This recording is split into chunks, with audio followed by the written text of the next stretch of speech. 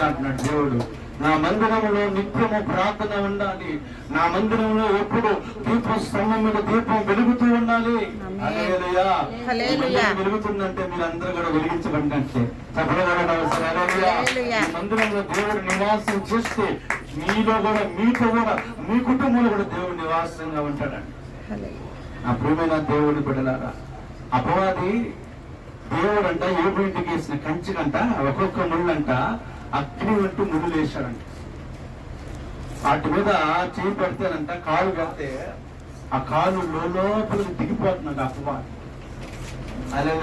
హల్లెలూయా. ఆ అపవాది భయపడిపోయి వెనక్కి తిరిగి వెళ్ళిపోయి, దేవుడు అంటే ఏంటో అపవాదిగా ఆ ఇంటికి ఎందుకు వెళ్ళా? నువ్వేగా చెప్పడం పెట్టినావు సార్. అగ్నిగా ఉన్న దేవుడు నువ్వే కదా,